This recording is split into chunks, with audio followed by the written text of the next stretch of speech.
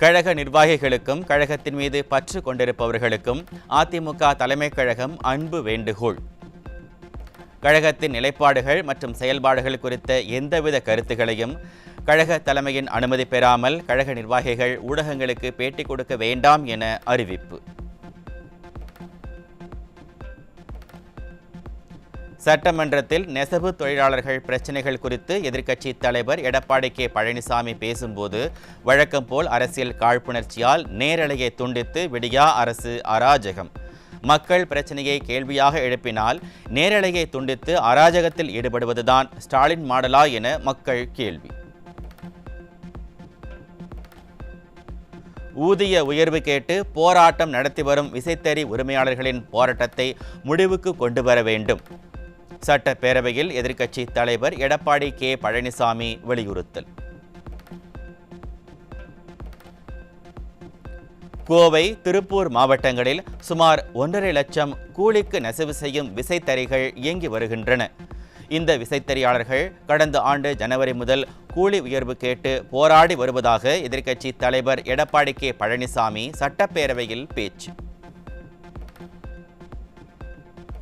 வேலை நிறுத்தம் காரணமாக லட்சக்கணக்கான விசைத்தறி தொழிலாளர்கள் வாழ்வாதாரம் பாதிக்கப்பட்டுள்ள நிலையில் கூலி உயர்வு குறித்து அரசு பேச்சுவார்த்தை நடத்த வேண்டும்.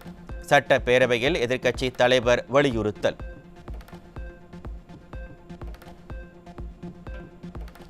ஈரோட்டில் வீட்டில் தனியாக இருந்த வயதான தம்பதியை தாக்கி வடமாநில இளைஞரை பொதுமக்கள் மடக்கி பிடித்து தாக்கிய போது உயிரிழந்ததால் பரபரப்பு.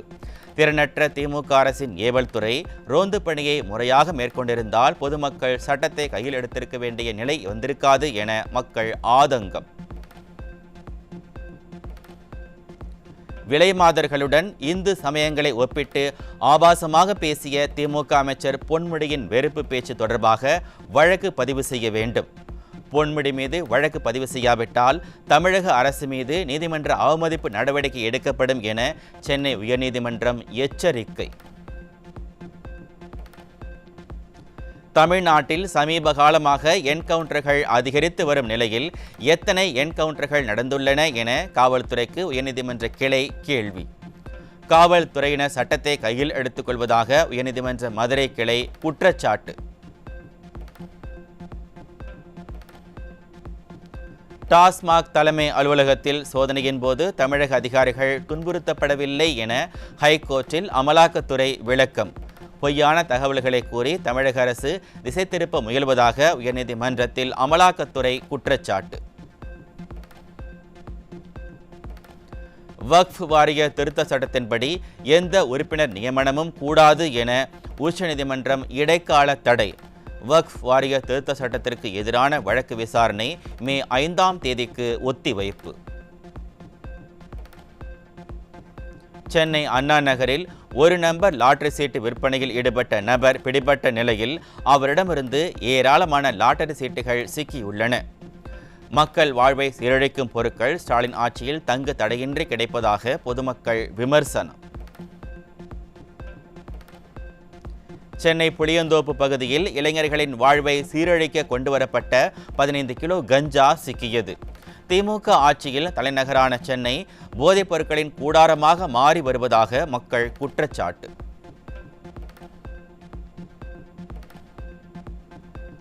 சென்னை திருவொற்றியூரில் தலைக்கு ஏறிய மது போதையில் வாகன ஓட்டிகளிடம் ரகளையில் ஈடுபட்டதுடன் போக்குவரத்து காவல் உதவி ஆய்வாளரை தாக்கி அராஜகத்தில் ஈடுபட்ட ஆட்டோ ஓட்டுநர்.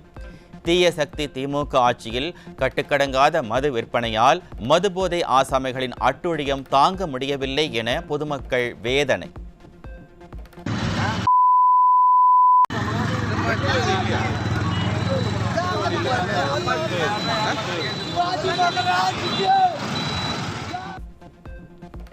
புதுக்கோட்டை வழியாக ராமநாதபுரம் சென்ற காரிலிருந்து 8 கோடி ரூபாய் மதிப்புடைய மெத்தபெட்டமைன் சிக்கியது. திமுக ஆட்சியில் ஏவல்துறை மீது சிறிதும் பயம் இல்லாததால் போதைப்பொருள் புழக்கம் தொடர்ந்து அதிகரித்து வருவதாக மக்கள் குற்றச்சாட்டு. சேலம் மாவட்டம் கெங்கவள்ளி அருகே கள்ள சந்தையில் மது விற்பனையில் ஈடுபட்ட பெண் சிக்கினார். கள்ள சந்தையில் மது விற்கப்படுவதை தடுக்க முடியாமல் திமுக ஆட்சியில் ஏவல்துறை திணறி வருவதாக மக்கள் குற்றச்சாட்டு. காஞ்சிபுரம் மாவட்ட அரசு தலைமை மருத்துவமனையில் காலாவதியான மாத்திரைகளை கொடுத்து மக்களின் உயிரோடு விளையாடும் திமுக அரசு. விளம்பரம் செய்வதிலேயே குறிக்கோளாக இருக்கும் சுகாதாரத்துறை அமைச்சர் இது குறித்து உரிய நடவடிக்கை எடுப்பாரா என மக்கள் கேள்வி. தேனி மாவட்டம் பெரியகுளத்தில் அடிப்படை வசதிகளை மேம்படுத்துவதில் அக்கறை காட்டாத திமுக நகர்மன்ற தலைவரை கண்டித்து கையில் பதாகைகளை ஏந்தி அதிமுக பெண் கவுன்சிலர் வினோத போராட்டம். இனிமேலாவது அடிப்படை வசதிகளை செய்து தர முடியுமா என அதிமுக பெண் கவுன்சிலர் நேருக்கு நேர் வாக்குவாதத்தில் ஈடுபட்டதால் செய்வதறியாமல் திணறிய திமுக நகர்மன்ற தலைவர்.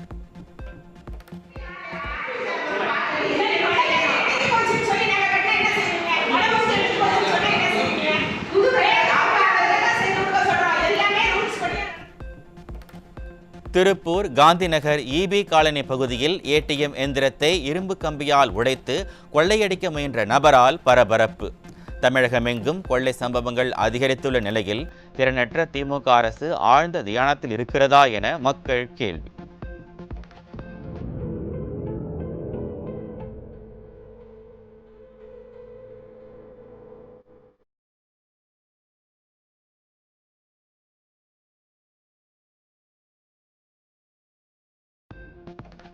விருதுநகர் மாவட்டம் அருப்புக்கோட்டை அருகே டீ கடையில் இருந்த பெண்ணின் கழுத்தை கத்தியால் தாக்கி பணத்தை திருடிச் சென்ற இளைஞர். திமுக ஆட்சியில் காவல்துறை முறையாக ரோந்து மேற்கொள்ளாததால் கொள்ளை சம்பவங்கள் தொடர்ந்து அதிகரித்து வருவதாக மக்கள் குற்றச்சாட்டு.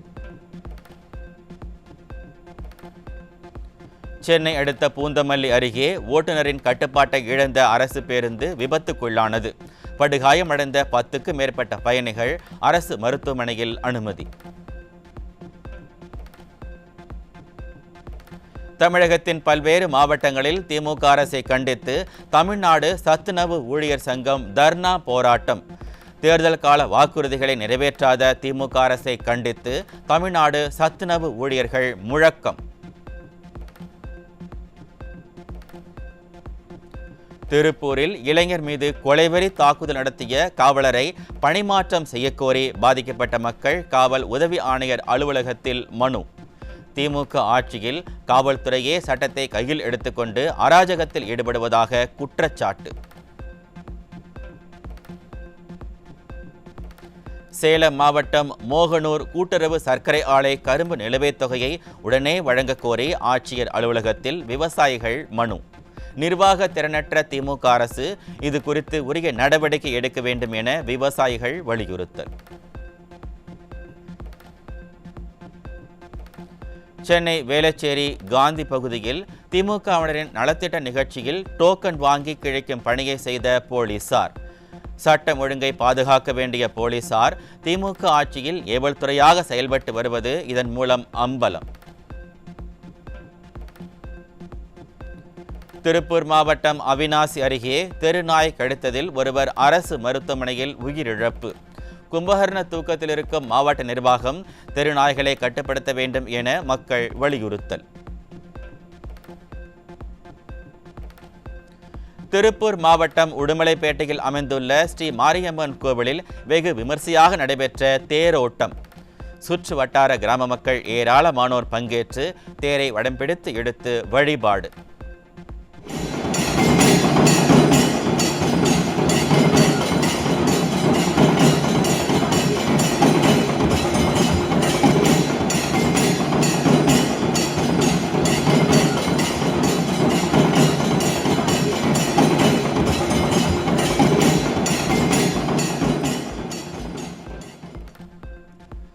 ஐபிஎல் தொடரில் இன்று நடைபெறும் 34வது லீக் போட்டியில் பெங்களூரு அணியுடன் பலப்பரீட்சை காணும் பஞ்சாப் கிங்ஸ் அணி.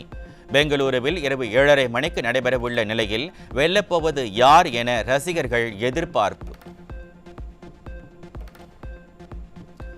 ஐபிஎல் கிரிக்கெட் தொடரின் 33வது லீக் போட்டியில் 4 விக்கெட் வித்தியாசத்தில் ஹைதராபாத் அணியை வீழ்த்திய மும்பை இந்தியன்ஸ் அணி. ஹைதராபாத் அணி 20 ஓவர்களில் 162 ரன்கள் எடுத்திருந்த நிலையில் 18.1 ஓவர்களில் 166 ரன்களை எடுத்து வெற்றி பெற்றது மும்பை இந்தியன்ஸ் அணி. சர்ச்சைகளில் சிக்கினாலும் தொடர்ந்து வசூல் சாதனை படைத்து வரும் நடிகர் மோகன்லாலின் L2 எம்புரான் திரைப்படத்தின் OTT ரிலீஸ் தேதி அறிவிப்பு. வருகிற 24ஆம் தேதி ஜியோ ஹாட்ஸ்டார் OTT தளத்தில் வெளியாக உள்ளது.